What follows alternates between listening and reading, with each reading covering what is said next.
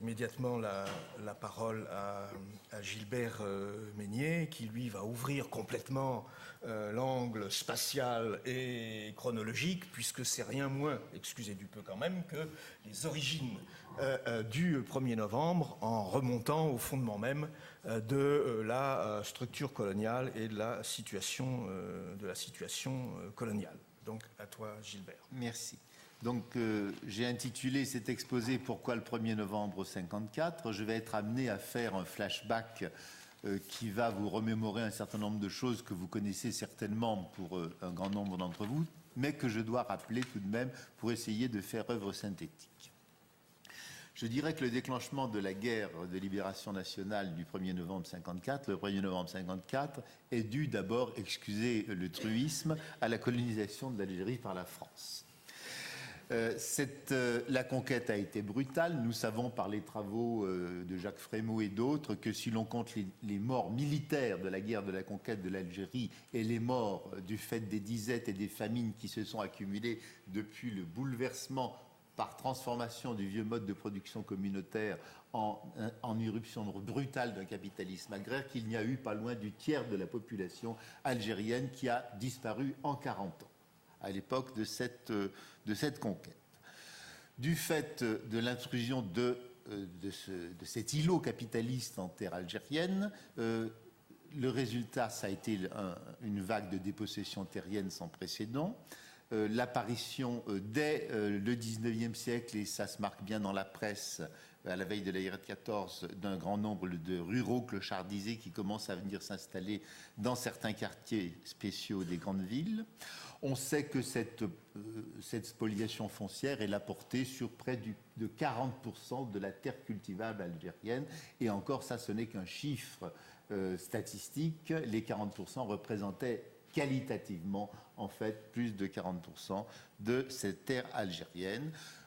Il en est résulté toute une série de mouvements au XIXe siècle, des tentatives d'insurrection, relayées avec des vagues de hijra, des vagues d'immigration, notamment vers ce Chem mythique, vers la région de Damas, la terre mythique, désirable, où le prophète Mohammed était dit avoir voulu finir ses jours. Ensuite, ce déclenchement du 1er novembre est dû au dépérissement culturel qui a accompagné la colonisation.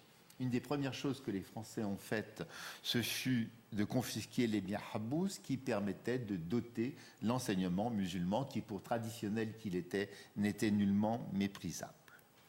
Il ne fut remplacé que par un système scolaire colonial qui ne toucha que très peu les Algériens.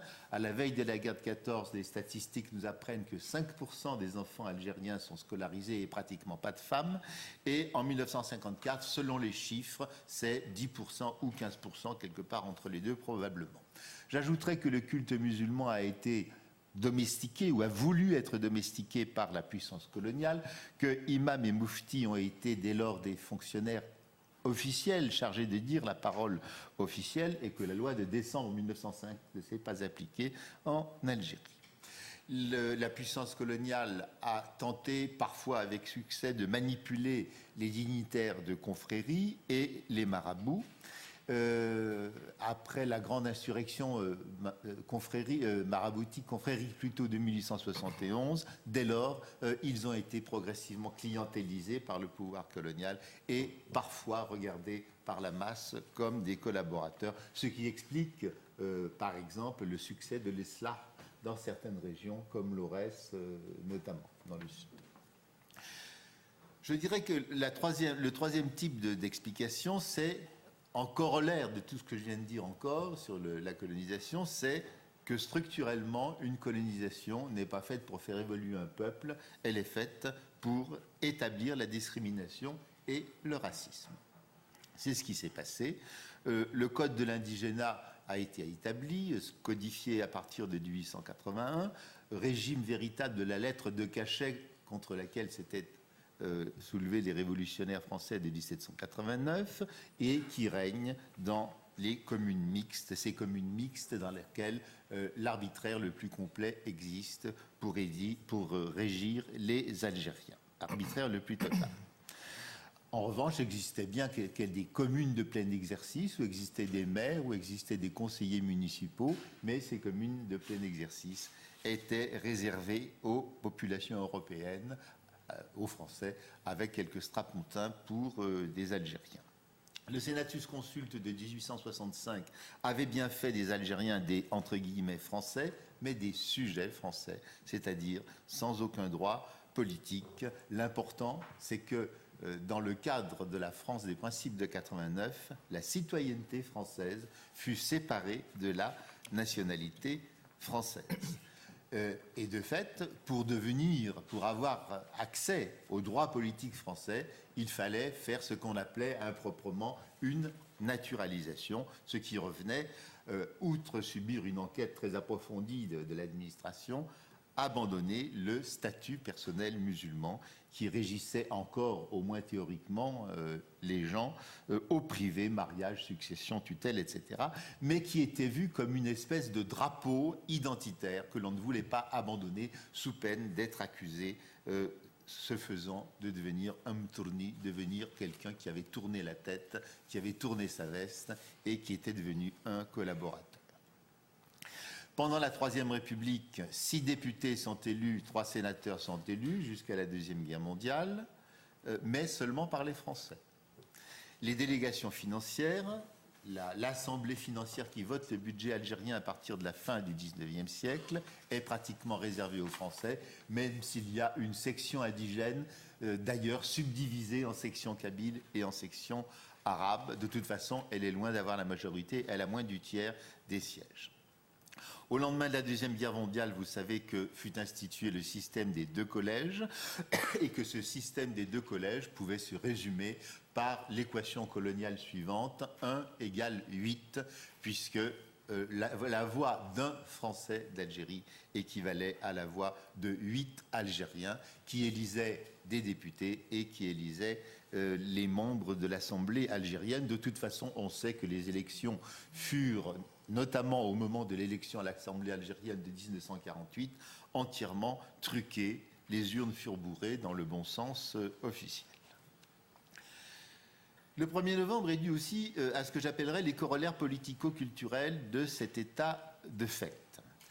Devant l'agression étrangère, on peut dire, en suivant Jacques Berck, que la religion resta et devint en tout cas le civisme des Algériens, ce bastion de repli dont a parlé Jacques Berck.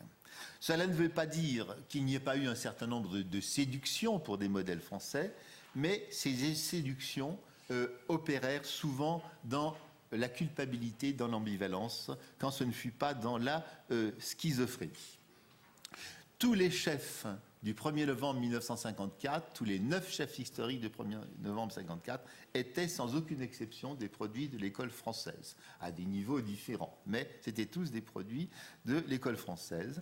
Ils revendiquaient leur liberté qui avait formalisé, dans la langue du colonisateur, qui avait formalisé pour eux les principes de 89, les principes de la liberté, grands exemples de l'histoire française à l'appui. Mais en même temps, ces hommes étaient exclus de citoyenneté et ils se sentaient dans une certaine mesure tenus de surprouver leur algérianité aux yeux d'une masse par un surcroît d'investissement identitaire, dans le refuge dans les valeurs, les fameuses priem, par le repli sur un culturel qui était vu comme formalisant globalement l'identité. Ce n'est pas pour rien que le catéchisme national algérien, ou du moins anticolonial algérien, fut forgé par les ulama dits réformistes. Moi, je préférerais le titre plus protestant de réformateur, qui me semblerait mieux convenir. Donc, ces membres de la cléricature musulmane citadine. Dès lors, durablement, la norme à la fois culturaliste et sacrée du nationalisme algérien fut surplombée par la devise des ulama, la fameuse devise trinitaire que tout le monde connaît, l'islam religion, l'Algérie patrie, l'arabe langue.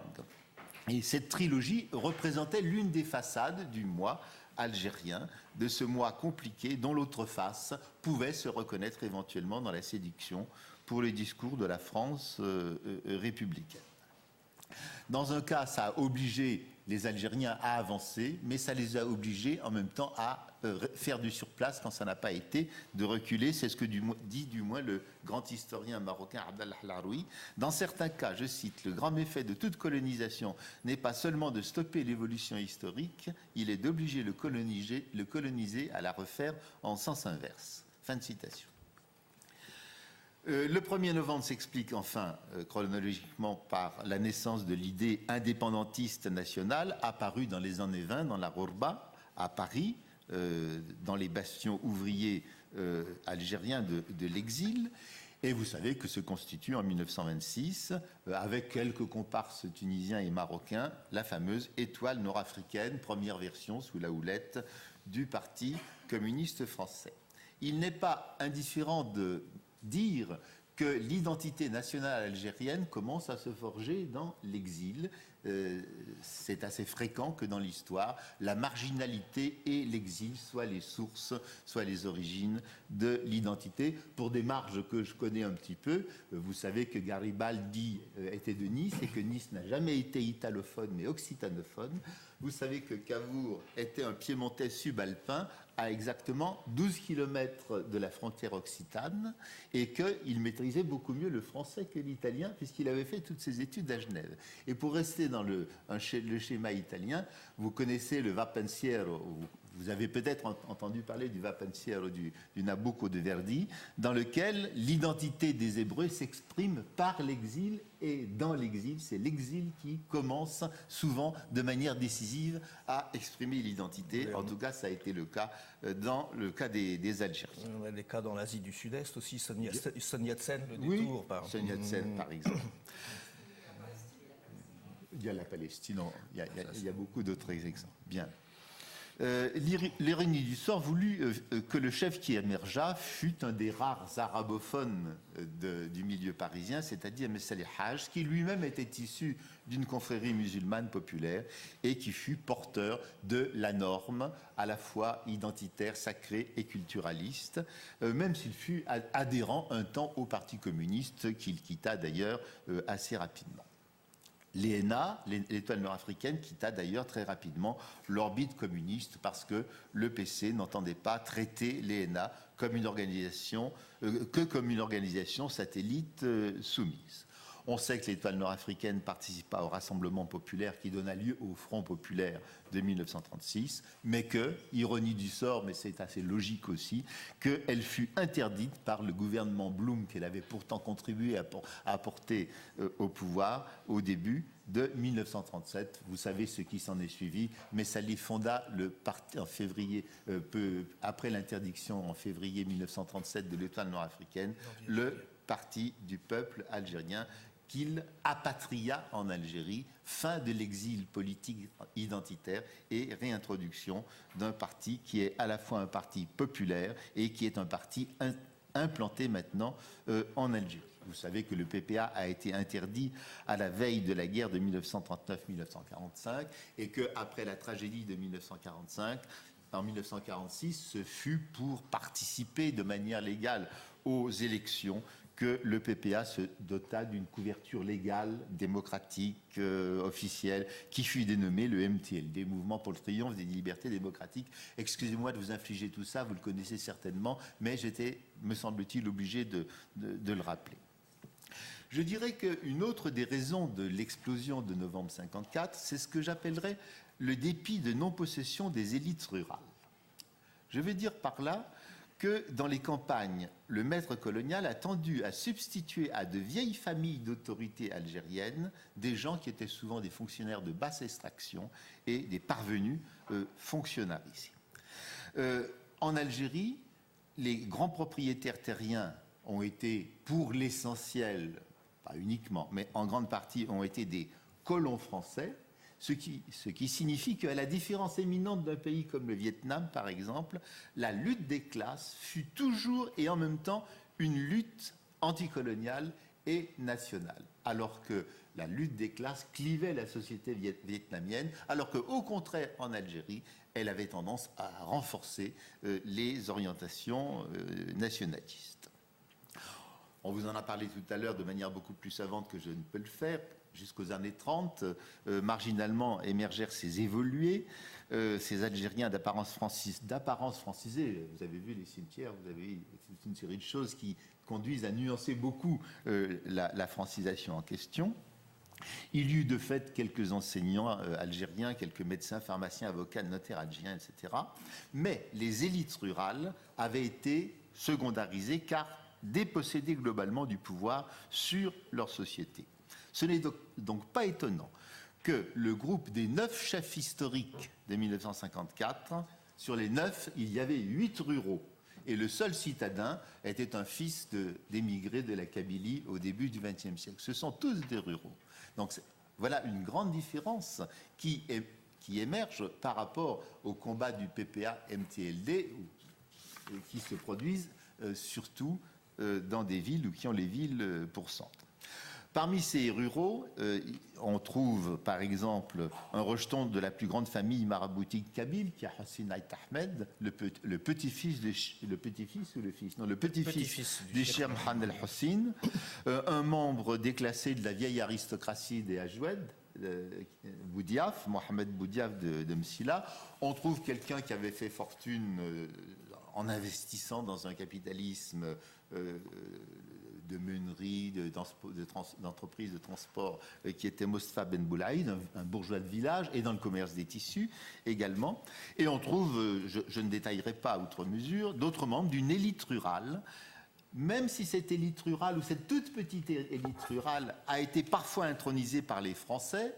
Le père de Karim Belkacem était un garde champêtre, mais justement dont les rejetons ont eu à cœur de se laver des compromissions colonialophiles de leur famille. Il fallait s'affranchir de la famille corrompue ou qui était alliée ou suspectée d'être alliée au colonialisme pour reprendre le pouvoir sur leur société.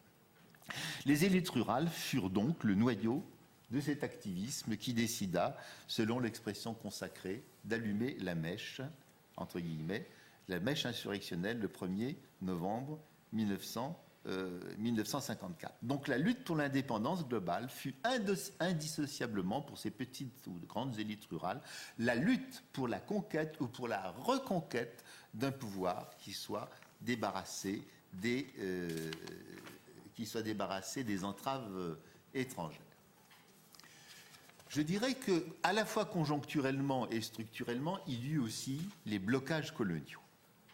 Il y a eu, j'ai eu une grosse controverse à ce sujet il y a bien longtemps avec Charles Robert Ageron, avec qui je n'étais absolument pas d'accord, qui avait expliqué toute l'histoire du non-aboutissement politique de l'Algérie par les occasions manquées, ce à quoi je répondais à Ageron, pour qu'il y ait occasion manquée, il faut qu'il y ait occasion tentée. Et les occasions tentées, il n'y en a eu pas. La bénigne loi Jonard de 1919 n'a rien changé, ou pratiquement rien.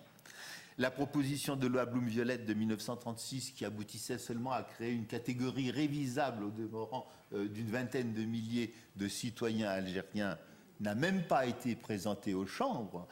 Le gouvernement Blum a reculé devant ce courage qui n'aurait pas été exceptionnel de la faire présenter aux chambres parce qu'il a reculé devant le lobby colonial. Mais quand on recule tout le temps devant un lobby colonial, c'est que quelque part dans la structure, on est un peu d'accord avec le lobby colonial en question. Lorsque Abbas a signé le manifeste algérien, vous savez qu'il lui fut opposé une fin de non-recevoir, et vous savez que c'est dans la foulée qu'en 1944 fut fondé le Front algérien, qui est le deuxième front politique après le Congrès musulman de 1936 et précurseur du FLN, les Amis du Manifeste et de la Liberté. Et l'ordonnance gaullienne de mars 1944 ne fut jamais qu'une vague ressucée, hors de saison, un peu élargie, du projet Violette, mais rien qui trancha vraiment le fer dans la situation. Et je ne pense pas que le système colonial était réformable, était susceptible de se réformer. Quoi qu'on puisse penser du FLN, il fallait l'emporter de manière tranchée pour couper avec le système colonial. Dans les occasions manquées, entre guillemets, je placerai aussi la tentative d'un homme estimable du gouvernement Guy Mollet, car il y en a eu, qui s'appelait Alain Savary, qui était ministre des Affaires marocaines et tunisiennes, et qui a essayé de négocier avec le Maroc et la Tunisie et indirectement avec l'Algérie la conférence de Tunis à laquelle se rendaient Ben Bella, Aït Ahmed, tous les chefs historiques de la délégation extérieure. Vous savez ce qu'il en est suivi. Le 22 octobre 1956, leur avion a été capturé par la piraterie aérienne française. Savary a dû démissionner du gouvernement socialiste Guy Mollet, lequel a suivi plutôt les généraux et les activistes, a intensifié la guerre, a rappelé le contingent. À la fin de l'année, il y avait plus de 400 000 hommes en Algérie. Le résultat de tous ces blocages et de toutes ces avanies, ce fut un choc brutal, peut-être la plus féroce des guerres de décolonisation, on pourrait discuter. Et l'explication qui a parfois été donnée de faire des Européens d'Algérie les principaux responsables des blocages, ça a été un objet de grosse controverse avec Ageron pour moi, ne résiste pas du tout à l'examen. Car ces pieds noirs étaient naturellement porteurs de la discrimination et du racisme et du système colonial, mais, je le répète, il fallait bien qu'existe quelque part une entente structurelle entre eux et Paris pour que Paris accepte régulièrement de s'incliner devant les défis que la bourgeoisie coloniale lançait à la métropole. Car ces pieds noirs représentaient, qu'ils le voulussent ou qu'ils ne le voulussent pas, la France en site colonial, et ils étaient l'expression pour Paris d'un nationalisme français qui s'est finalement confondu avec le statu quo colonial. Mais je dirais que les Européens d'Algérie furent eux aussi autant les expressions que les otages et les victimes finales du système colonial. Il n'y a jamais eu en Algérie de personnalité comparable à un Frédéric de Clercq. Peut-être Jacques Chevalier aurait pu éventuellement, mais il faut dire que face à un Frédéric de Clercq qui n'a jamais existé, il n'y avait pas non plus de Nelson Mandela qui pût correspondre à un Frédéric de Clercq inexistant. De toute façon, comme tous les politiques, tous ceux qui auraient pu agir en Algérie, à partir du moment où, à partir du CNRA du Caire, notamment en 1957, ont été marginalisés par le cheminement du FLN. Une anecdote qui m'a été transmise par le colonel Salah Boubnider et que l'on retrouve dans les mémoires de l'Artak Ben Tobal, la nuit suivant l'arraisonnement de l'avion de la délégation algérienne du FLN, la nuit du 22 octobre. Qu'est-ce qui s'est passé à l'état-major de la Wilaya 2 ? Ils ont fait la fête toute la nuit. Ils ont fêté l'événement. Ben Bella était prisonnier, Aït Ahmed était prisonnier, Boudiaf était prisonnier, et ils font la fête. Pourquoi ? Ils font la fête parce que pour eux, c'était l'assurance que la conférence de Tunis n'aurait pas lieu, c'est l'assurance qu'une solution de compromis ne serait pas trouvée, et c'était le signe que le mot d'ordre de guerre à outrance, que la sacralisation des armes, permettrait bien au chef de maquis de s'assurer la direction de ce que l'on commençait à appeler la révolution. Donc l'intransigeance des uns, les Guy Mollet et consorts, fut ainsi liée à la volonté de pouvoir et à l'intransigeance des autres, comme le dit Jacques Berck, ainsi que le sont les nénuphars par leurs racines. Il y a eu enfin, pour terminer, des détonateurs précurseurs. On sait que le non-dit de toute la masse algérienne a été, depuis le XIXe siècle, la reprise des armes pour chasser les envahisseurs. Signe précurseur, il y en a un que j'ai longuement étudié, qui est la crise de l'Aurès du sud constantinois, plus exactement de 1916-1917, dans le sud constantinois, qui protestait contre la conscription généralisée des Algériens pour cause de guerre mondiale. J'ai cru déceler que cette insurrection avait déjà des traits modernes, en cela qu'elle n'a eu de caractère ni tribal, ni confrérique, et qu'elle a déjà été dirigée par des élites rurales qui ressemblent étrangement à ces élites rurales qui vont émerger dans la direction du FLN, mais bien entendu en 1916-17, sans l'indispensable fédération politique qui allait être réalisée seulement pendant la guerre de 54-62 et sous l'égide du FLN. Vous savez que le mouvement des ALN des AML, des Amis du Manifeste de la Liberté, a été rapidement noyauté par le PPA. Vous savez que les dramatiques événements de Sétif qui s'en sont ensuivis ont créé un véritable choc, notamment dans le Constantinois, avec cette espèce de hantise permanente, renouveler la tentative avortée de 1945, mais cette fois en essayant de faire en sorte qu'elle réussisse. Vous savez que le général Duval, le répresseur en chef, avait averti « Je vous donne la paix pour 10 ans ». C'était pas trop mal calculé à un an près. Il avait raison. Et je terminerai enfin par la raison qui, conjoncturellement, mais là encore structurellement, explique le FLN, c'est la crise du parti, du MTLD.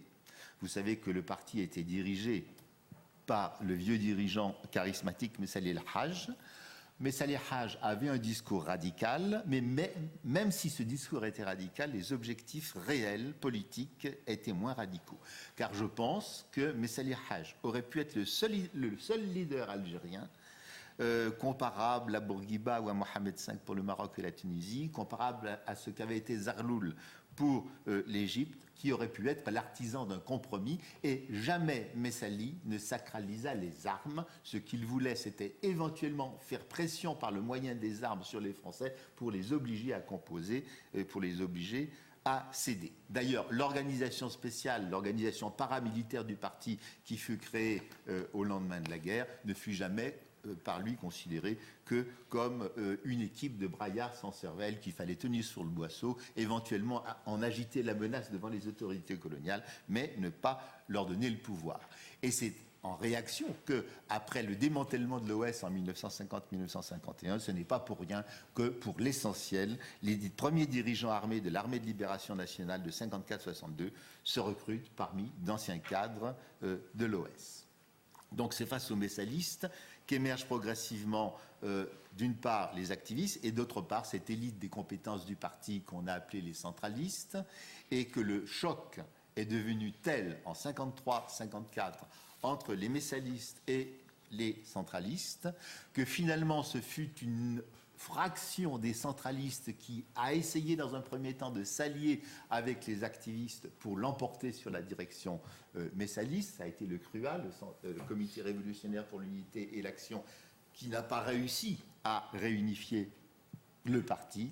Ça a été alors, cette fois, la prise en main par les activistes, le comité des 22, puis le comité révolutionnaire des 6 dans l'été de 1954, qui s'abouche avec les 3 membres de la délégation extérieure, 6 et 3, ça fait 9 chefs, historiques. Voilà pourquoi on parle des 9 chefs historiques.